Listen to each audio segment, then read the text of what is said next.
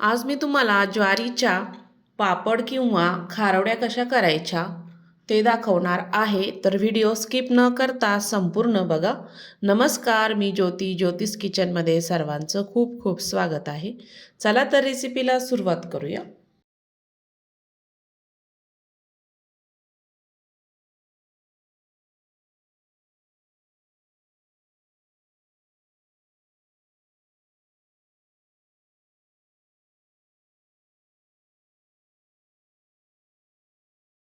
ज्वारीचे पापड बनवण्याकरिता मी इथे 1.5 ते 2 किलो इतकी ज्वारी घेतलेली आहे.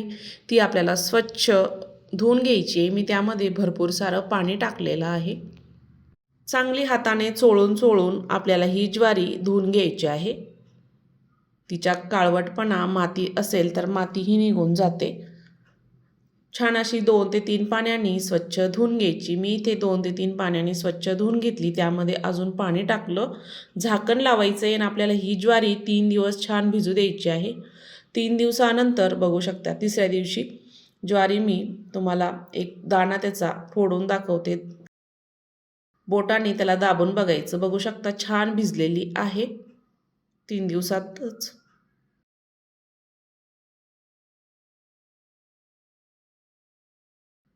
आपल्याला ह्या ज्वारीतलं संपूर्ण पाणी काढून घ्यायचं आहे. मी एक चाळण घेतलेली आहे. चाळणीवर संपूर्ण पाणी आपल्याला काढून घ्यायचं आहे. चाळणीवर टाकायचं म्हणजे जी ज्वारी असते तीही खाली जाणार नाही आणि आपल्याला तिचं पाणी पूर्ण कोरडं करता येईल. ह्या पद्धतीने छान अशी फुललेली आहे, मस्त भिजलेली आहे. मी ते सर्व ज्वारी चाळणीमध्ये काढून घेतलेली आहे. आपल्याला याचं संपूर्ण पाणी निथळून घ्यायचं आहे आणि एका कॉटनच्या कपड्यावर ही सुकून घ्यायची. फॅनखालीच सुकवायची आहे, उन्हात टाकायची अजिबात गरज नाही आहे.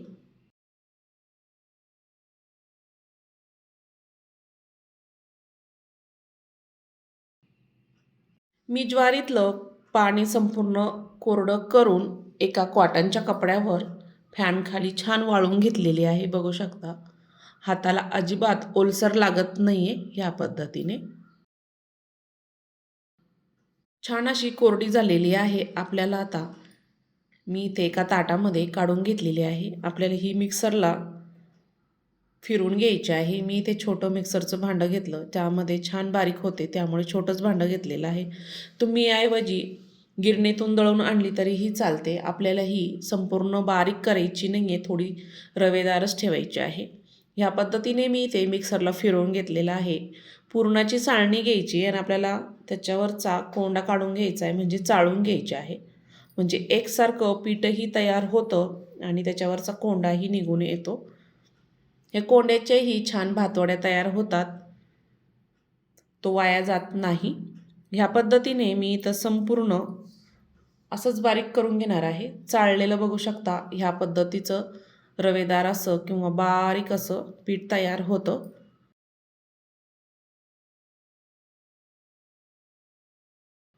मी ते संपूर्ण पीठ तयार करून घेतलेलं आहे आणि चाळून घेतलेलं आहे. इतकं चाळण निघलेलं आहे, त्याचा कोंडा निघलेला आहे.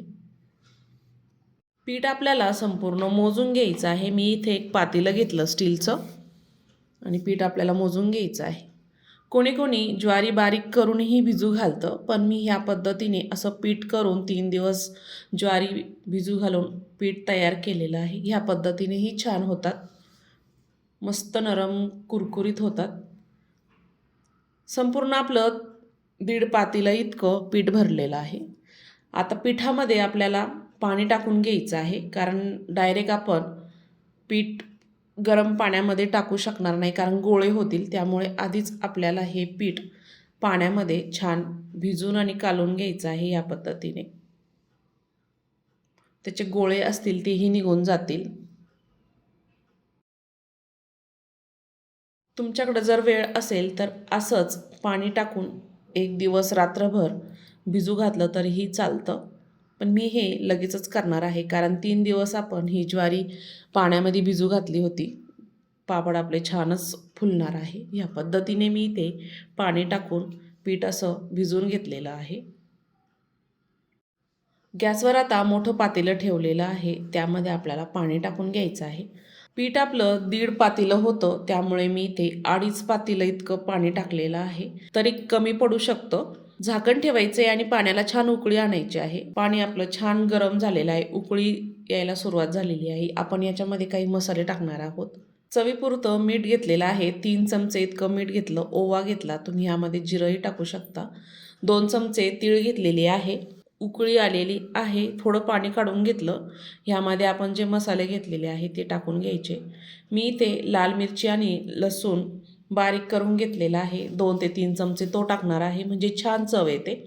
छान मिक्स करून घ्यायचं आहे मसाले टाकल्यानंतर. लाल मिरच्या घ्यायच्या, 15 ते 20 पाकळ्या लसणाच्या घ्यायच्या आणि मिक्सरला छान जाडसर फिरवून घ्यायचं. आणि ते त्यामध्ये मी टाकलेलं आहे. छान मिक्स करून घेतलं. झाकण ठेवायचं आहे. आपल्याला याला छान उकळी आणायची आहे. छान उकळी आलेली आहे 5-6 मिनटामध्ये. मिक्स करून घ्यायचं, हलवून घ्यायचं चमच्याने. आणि आपण जे पीठ कालून घेतलेलं होतं, मिक्स करून घेतलेलं होतं, तेही त्यामध्ये टाकून द्यायचं आहे.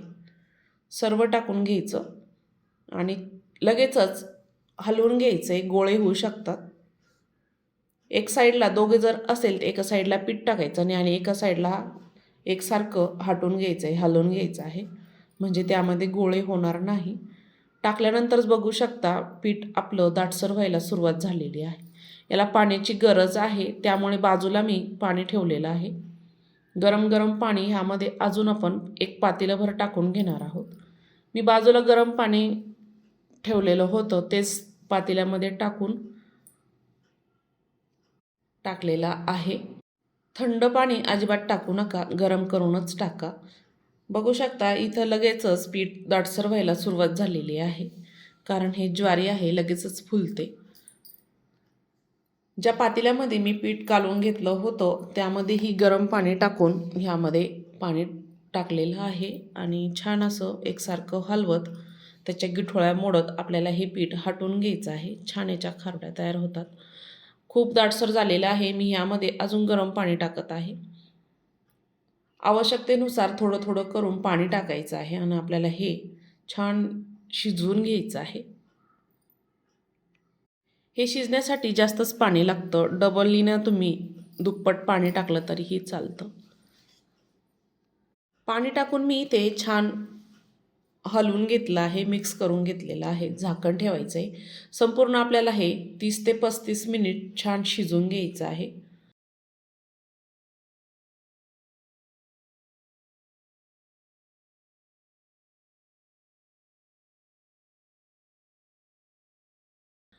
एक मिनिटांनी बघू शकता छान त्याला बुडबुडे यायला सुरुवात झालेली आहे. कारण मी याचे पळी पापड तयार करणार आहे, त्यामुळे थोडं पातळच ठेवणार आहे. अर्ध्या तासाने बघू शकता आपलं पीठ छान शिजलेलं आहे. मस्त त्याच्यावर शिजल्यानंतर असे पापडी येते, लगेचच कळतं पीठ शिजलं म्हणून. आणि चमचा त्यामध्ये उभा करून बघायचा. मी ते एका पातेल्यामध्ये पीठ काढून घेतलं आणि आपल्याला पळीने छोटे छोटे असे पापड टाकून घ्यायचे. मी ते पळी पापडच तयार करत आहे. तुम्हाला जर हाताने थापून करायचे असेल, थोडं दाटसर पीठ हवं, तेव्हा याचे पापड बनतात, खारड्या थापता येतात. मी या पद्धतीने एक एक चमचा टाकून पळी पापड तयार करत आहे. सकाळी लवकर करायचं, म्हणजे उन्हामध्ये पापड करायला त्रास होतो. सकाळी सकाळी कवळ्या उन्हामध्ये हे पापड करून टाकले ना, दिवसभर छान सुकल्या जातात. याला कारण कडकच ऊन हवं. मी ते सकाळी सकाळीच टाकून घेत आहे. माझ्या बाल्कनीमध्ये 12 वाजेपर्यंतच ऊन असतं, त्यामुळे मी ते सर्व पापड असे टाकून घेतलेले आहे, पळी पापड या पद्धतीने. आणि छान आता सुकून घेणार आहे. सुकल्यानंतर फॅन खाली टाकले तरीही चालतं. आणि छान ऊन असलं ना, 2 दिवस छान उन्हामध्ये वाळवून घ्यायचे आहे. मी ते उन्हामध्ये 2 ते 3 दिवस छान सुकून घेतले आहे, कडकडीत उन्हामध्ये, म्हणजे ते वर्षभर छान टिकतं. नाहीतर पापड खराब होऊ शकतात. ह्या पद्धतीने मी इथे ज्वारीच्या पिठाचे पळी पापड तयार केलेले आहे. याला खारोड्याही म्हणू शकता तुम्ही. या पद्धतीने तुम्हाला एक खारुडे मी तळून दाखवणार आहे. गॅसवर आता तेल छान गरम झालेलं आहे. एक पापड टाकूया. तेल थोडं थंड होतं, त्यामुळे लवकर तो तळला गेलेला नव्हता. छान तळलेला आहे पापड, आपण काढून घेऊया तेल निथरून. दुसरा पापड बघू शकता, मस्त असा छान फुललेला आहे. दुप्पट असा पापड हा फुलतो. कोणी कोणी बाजरीच्या खारोड्या खात नाही, तर ज्वारीच्या पिठाच्या अशा खारोड्या नक्की तयार करून बघा. बघू शकता पापड दुप्पट फुललेला आहे. कच्चा आणि तळलेला पापड बघू शकता तुम्ही. अशा पद्धतीने ज्वारीच्या पिठाचे भिजू घालून नक्की पापड तयार करून बघा. आजची रेसिपी आवडली असेल तर ज्योतिष किचन चॅनलला नक्की सबस्क्राईब करा, बेल आयकॉनला क्लिक करा, म्हणजे नवीन रेसिपीचे नोटिफिकेशन सर्वात आधी तुम्हाला मिळेल. आणि हो, हा व्हिडिओ कुठून बघत आहात नक्की कमेंटमध्ये कळवा. फेसबुकवर बघत असाल तर फॉलो करा. संपूर्ण व्हिडिओ बघितल्याबद्दल सर्वांचे धन्यवाद.